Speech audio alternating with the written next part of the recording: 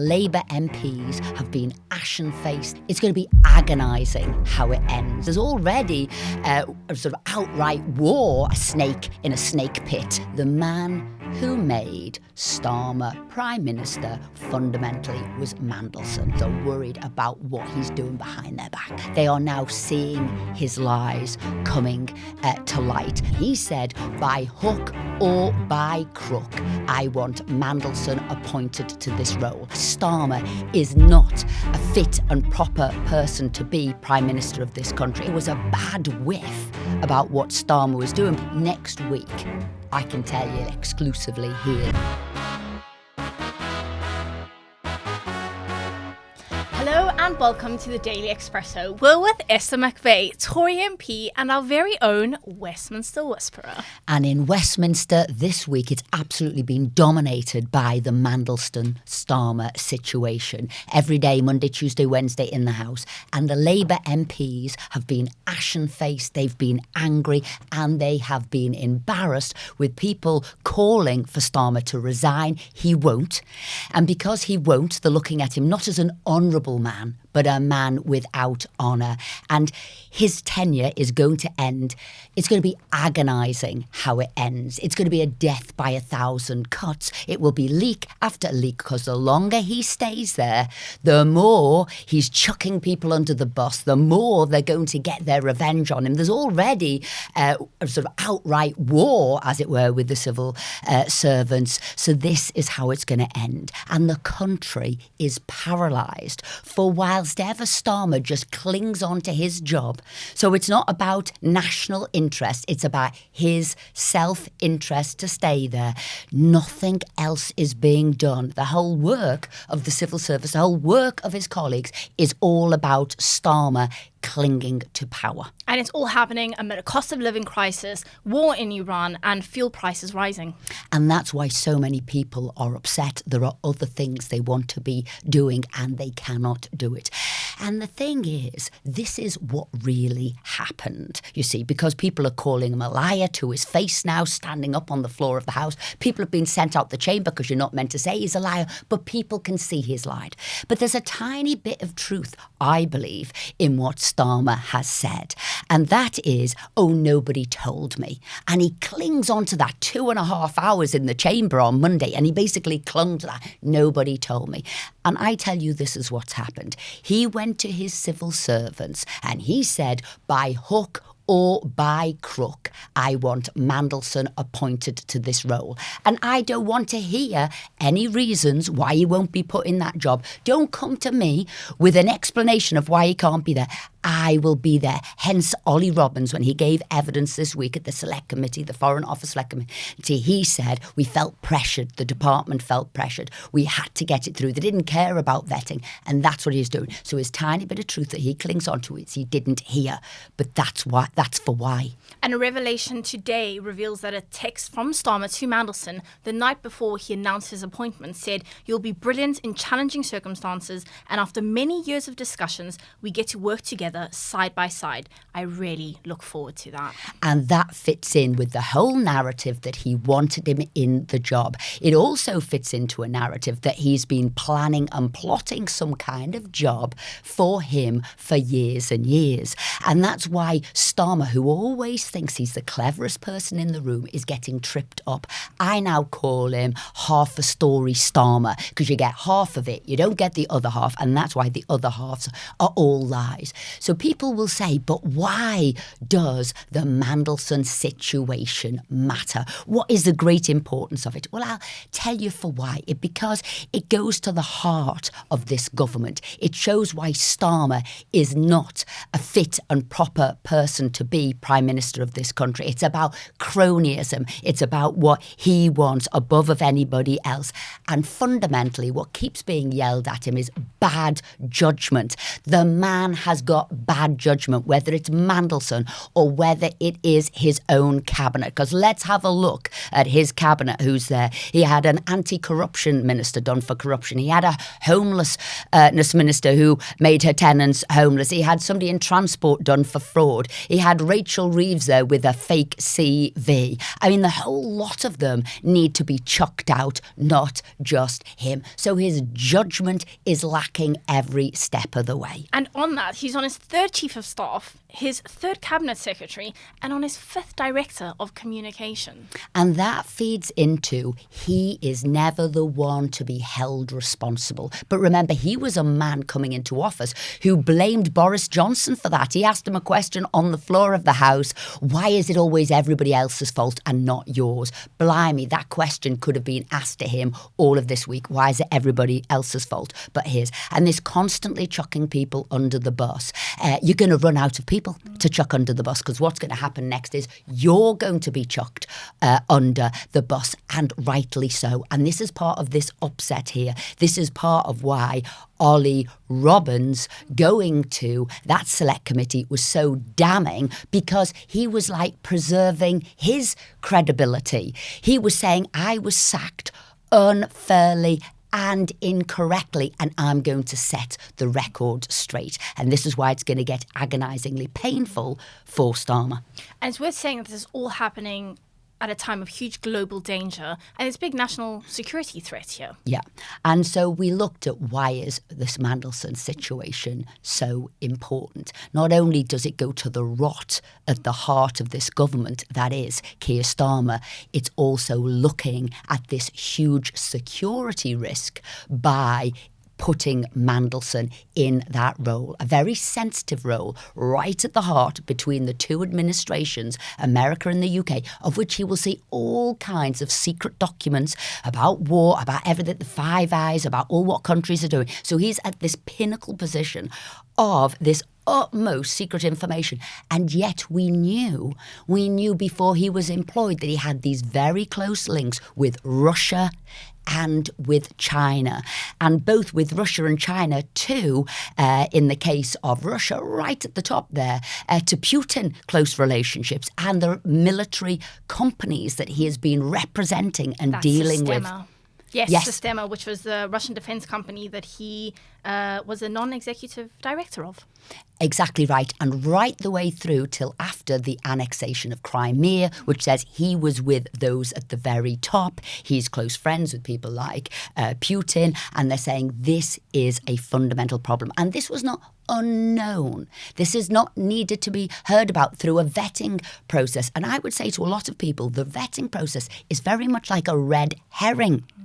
All of this was in the public domain. You only need to look at his company, Global Counsel, to see who was on his payroll, who he'd been paid millions of pounds by. And it is these companies. And several clients, including those with links to Russia, like TikTok, or to China rather, like TikTok and Shein. Yeah, and this again goes into, because we've said there's always been a murky smell, a disunderstanding of what's going on with Starmer. Why Chagos Islands did you give them away to an ally of China? What is going on there with this Chinese embassy in the middle of town? Why? And we couldn't really get it. We just knew there was a bad whiff about what Starmer was doing. But when you find Mandelson is there as his advisor with these close links, and Starmer was warned. And that's why I say this vetting, this what went on with the vetting, is a red herring. Because Starmer was warned not to have Mandelson, or people were concerned about Mandelson for a long time. So on the floor of the House this week, it came up that Donald Trump had called up Starmer and said, look, the lady who's in this role, the ambassador already there, a lady called Karen Pierce, was very good. Everybody sung her praises. She was very able. And he said the words, which I think a lot was said in this, and she poses zero risk. Now, I think there's a lot more to this conversation we don't know, i.e. the opposite to that. Mandelson poses huge risk, but she posed zero risk, and she was very good at what she did. And remember, she was a diplomat, not a political appointment. And he also put it on Truth social as well, that he didn't like this appointment. And Kat Little today has also made some comments. Yes, Kat Little has. Actually, I thought it was a masterclass in civil servants not saying anything. They're wonderful at that. There's a couple of things they're wonderful at. One of it is backside covering, they're wonderful at. And the other one is saying nothing. But actually, it was the Cabinet Office, which she is the permanent secretary of. It was when they gave the due diligence report, again before his appointment, 3 glaring things came out, which was the relationship with Epstein was hazardous, as it were, not to do it. The fact he'd been sacked twice from government, i.e. a liar and not to be trusted, and also these links to China and Russia. And it was those links, actually, that were the most important. And newspapers knew that, and they called up number 10 and they said, is it right? People are concerned about China. Has he failed on China? And I think that was the most important thing. And what did Starmer say on the floor of the House? Mandelson lied to me. Now, Mandelson and him never spoke, so he might have seen extra information, but Mandelson never physically lied to him about that. But we all go back to the point, zero judgment. Diane Abbott ridiculed him on Monday, the floor of the House. Why didn't you ask him? Zero judgment. Because this was a serial liar, and he took their word above and over independent people who were trying to give him good advice. It emerged today that the UK National Crime Agency had reviewed new allegations about Mandelson's links to Epstein in spring 2024, and senior officials in number 10 were informed. So they can't pretend, as you say, that they did not know. And I think that is why you'll find his permanent secretary at the time, Simon Case, said, look, vetting has to be done before he's appointed. And that never happened. It was pushed through. They'd sent them out there. He got the king embroiled in a way. He announced it, and it was never subject to the vetting. They put it out in the media that he'd been appointed, never said. There's some caveats to that. He was already being given official documents seeing this secret information before any vetting had been done and when he was being pushed out there. And I think we've got to look at other things that were known about Mandelson. And this is why people like Lord Glassman, a Labour peer, has come out saying, look, we don't want Mandelson. He should never have been there. Bad judgment, bad appointment. Because he said, look, he's an ex-member of the Communist Party, Mandelson, for 15 years. He has got a huge fascination, a massive fan of China. He's into globalization. He's into the EU. So the UK would be subservient to these other great big countries. And that was always there. And in 2008, he and George Osborne were pictured on Russian oligarch Oleg Deripaska's super yacht just off Corfu.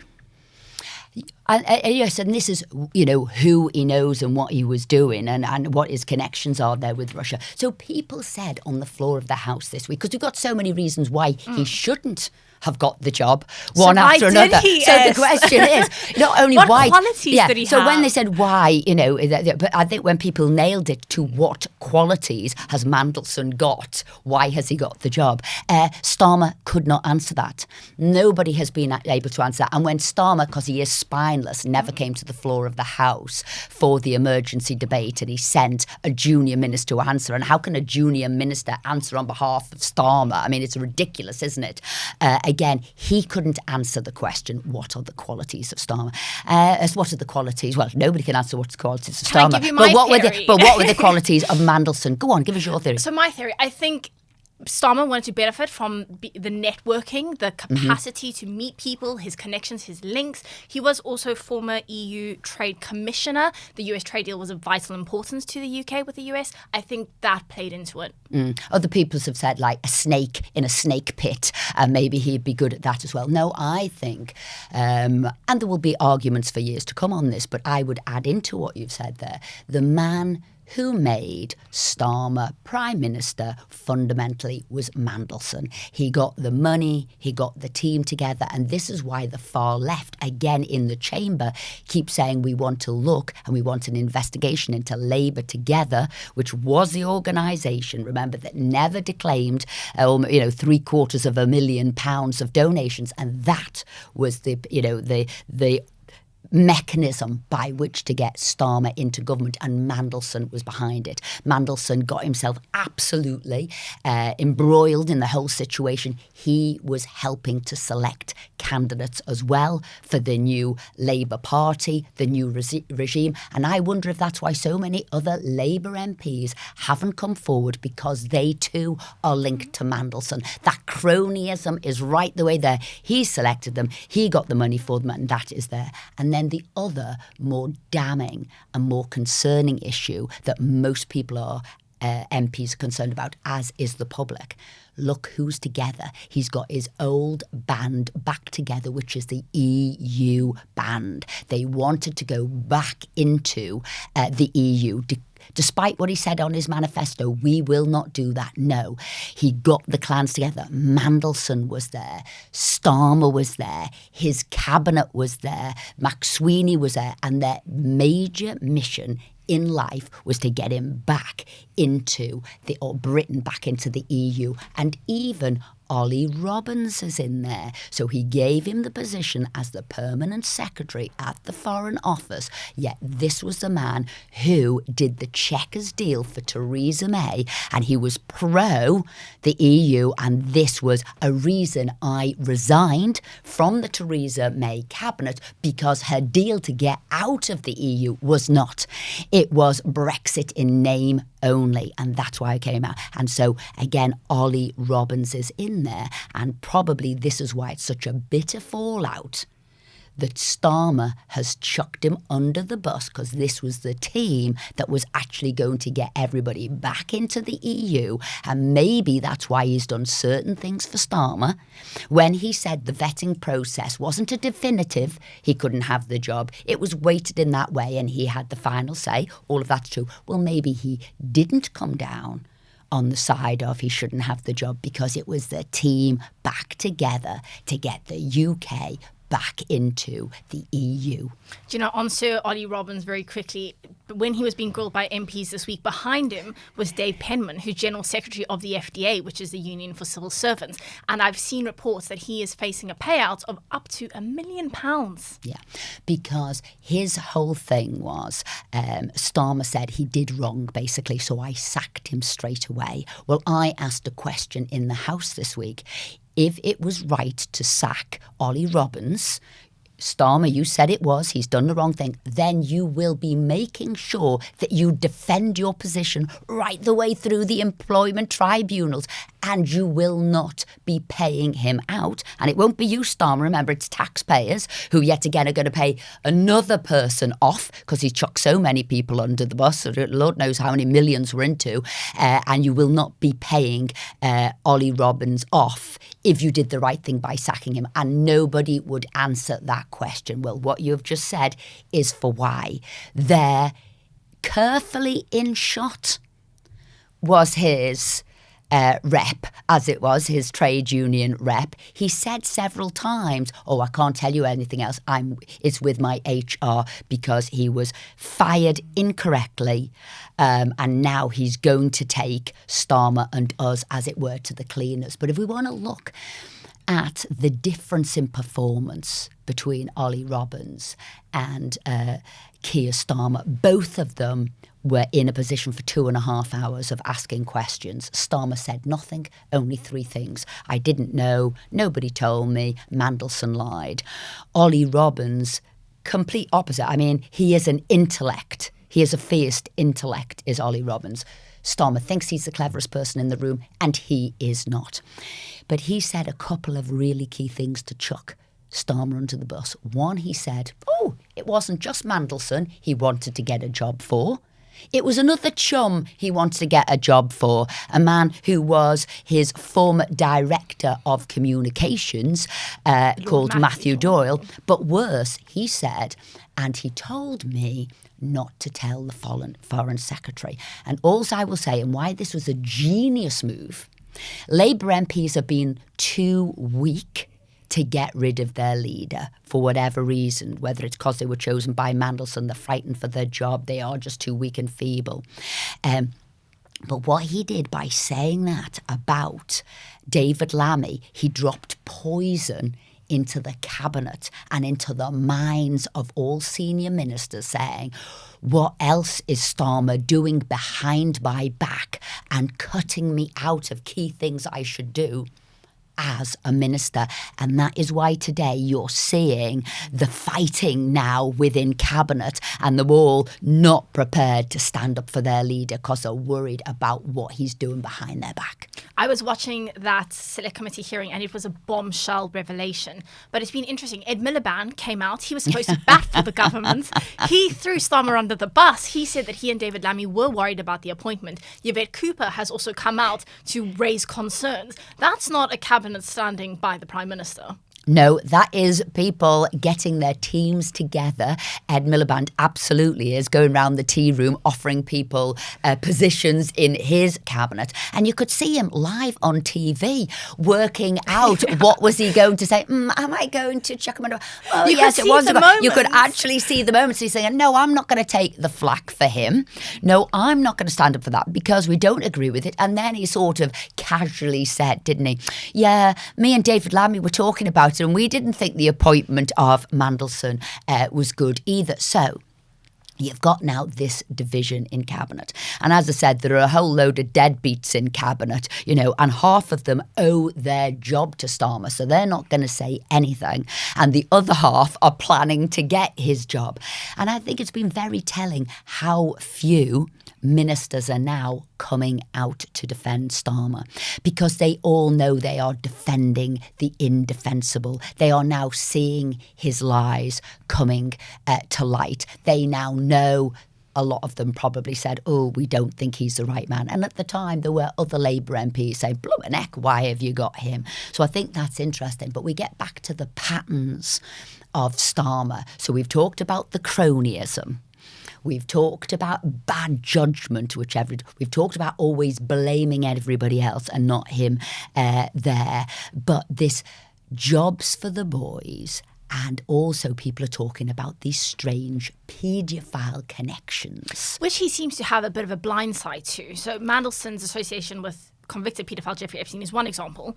Then Matthew Doyle, who you mentioned earlier, his former director of comms, had to lose the Labour whip in the House of Lords for his close links to a former Labour councillor who admitted indecent child image offences. And then there's even been a former Labour MP who now sits as an independent, Dan Norris, who's under investigation for child sex offences, allegedly accusations was to be denied. So David Simmons, a Conservative MP for Ruislip, Northwood and Pinner, said on the floor of the House, and I think this was very interesting, it said, and it was a quote, "It was said of the Prime Minister, pretty much the first time I've ever seen him angry was when he commissioned the report. He was angry because he did not know. He wondered why the escalation process did not permit the case to be referred up to his office." And many people thought he's talking about Mandelson. No, he was talking about the case there of Jimmy Savile when he was at the Crown prosecutions. He said this man, and that's another case about a paedophile, but he was never there. He didn't see the information. He didn't know. And it's this casual indifference about these horrific things that are deeply upsetting people.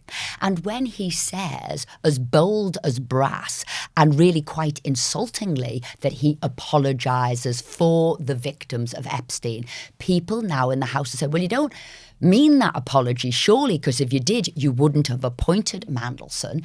And then other people are pointing out, this is all sides of the House here. So that is Ellie Chowns from the Green Party, that's Liz Saville Roberts from Plaid Cymru, both left-leaning, as well as Labour MPs, as well as Conservative MPs, as well as Sarah Pochin, as well from the Reform Party. Because what they're saying is, if you'd spent as much time looking into a rape gang inquiry, as much time as you did finding jobs for friends of paedophiles, top jobs, ambassadorial roles, we'd be a lot further forward looking after the victims, the survivors of rape gangs and these evil powerful perpetrators. So they say it doesn't make sense. So like I say, it is going to be an agonising end for Starmer because people are going to start now pulling out all of this information, all that he didn't do. And as I said, I think that was a very damning contribution that David Simmons did about that Jimmy Savile case. And what's to come in the following days? We know there's already been calls for votes of no confidence in Starmer. How do you see this playing out?